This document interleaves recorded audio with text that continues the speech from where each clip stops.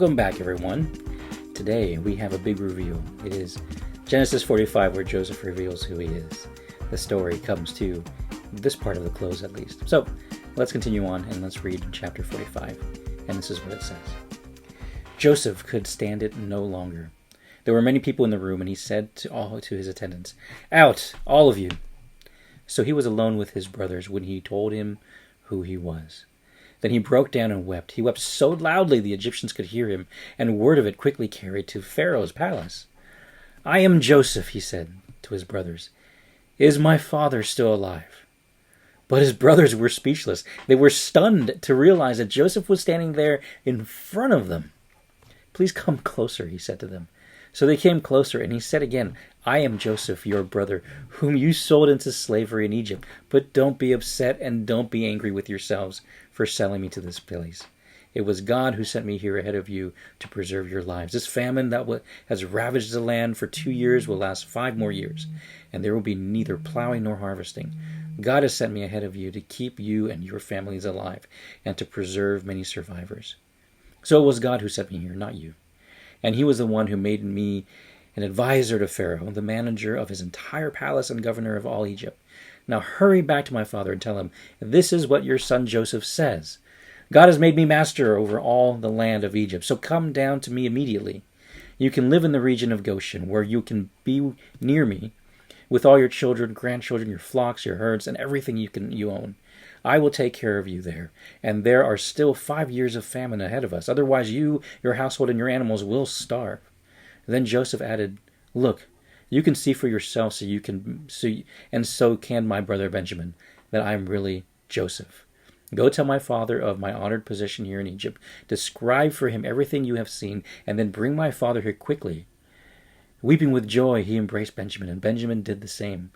Then Joseph kissed each of his brothers and wept over them, and after that they began talking freely with him. The news soon reached Pharaoh's palace. "Joseph's brothers have arrived." Pharaoh and his officials were all delighted to hear this.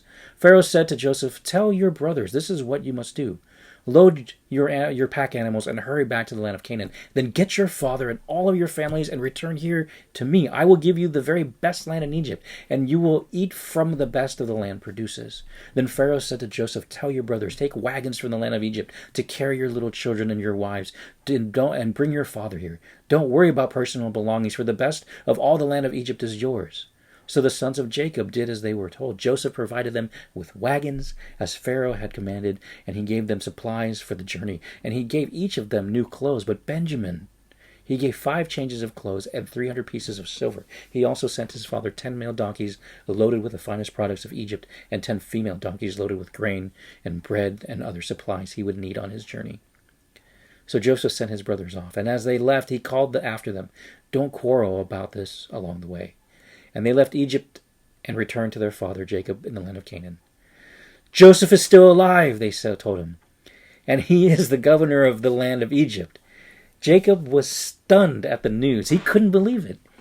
But when they repeated to Jacob everything Joseph had told them, and when he saw the wagons Joseph was sent to carry him, their father's spirits revived. Then Jacob exclaimed, "It must be true. My son Joseph is alive.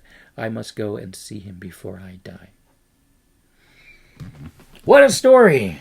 It's not ending yet. There's still more to the story. But the beautiful thing of this story, is the truth finally has come out.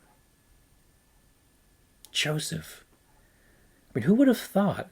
This little brat we sold into slavery is now the governor of all Egypt. I mean, on one side, this is a relief. He's not dead. We're able to be fed. But on the other side, it's like, oh man, he's the governor of Egypt. What if he gets angry with us? And you'll see that happening later. But the fact is, Joseph, God-fearing man, knew that God sent him ahead. Suffering, yes. Lost time with his family, yes. Lost time with his brother, yeah.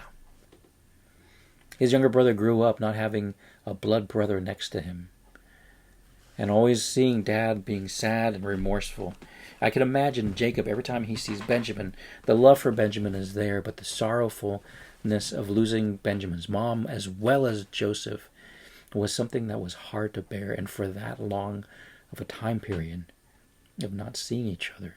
Imagine all the things that could have been shared and all the things that could have, would have, should have, but never was. And now finally God gave Jacob this miracle. An old man with nothing left. An old man that God struck his side. He was not able to walk properly. He was carrying a cane. He was an old man at the end of his age. And yet now he hears this news during a famine that there is salvation for his family. It's a good story. It's a good story. And that to Jacob, Joseph was already dead.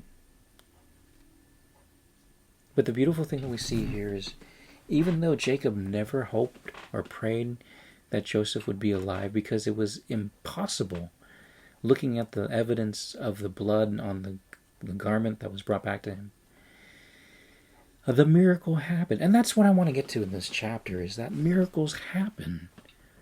And sometimes we pray for it. Sometimes we don't even know that we were able to pray for it because we think it's done. Sometimes it's done.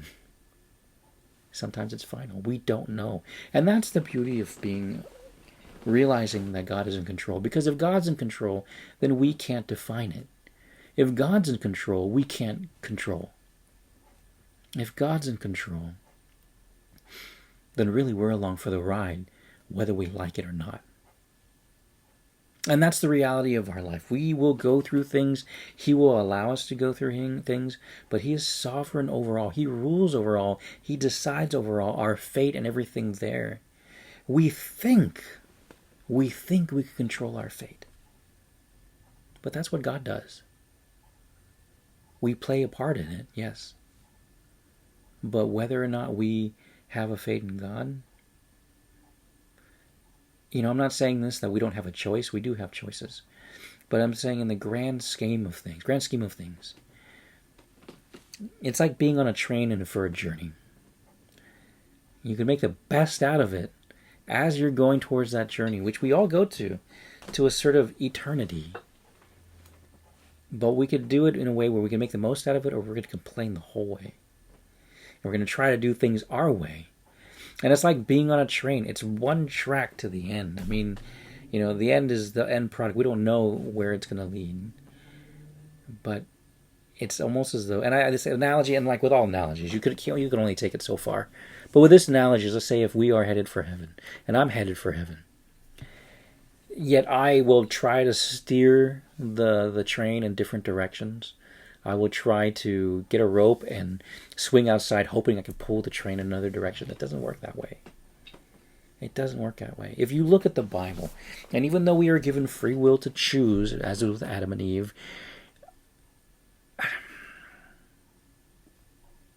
God's still in control. And it's one of those both ends. We choose, but God is in control. How do we reconcile with it? We don't. I mean, it's like, is there such thing as predestination or free will? And my answer is yes, which is frustrating because it's an either-or question, not a yes or no question. I'm like, I understand. It's both and. But if you really, really, really, really want to take a step back and look at the grand scheme of things, God is the one in control. We are not. It's like little children. I see my kids play. Do they have control over where they live? No, they don't. They live in my house. They have control over their little things, what to play, what to choose on Netflix, what to watch on YouTube. They could choose to control the remote to the TV, but at any given moment, who's in control of the TV? I am. From here in my office, I could turn off the TV at home. And at any given moment, my wife says, hey, the kids are getting cranky, turn off the TV, please. Boop. It's off. That's kind of the similar picture I'd like to say our lives are. Yes, we could choose, sure.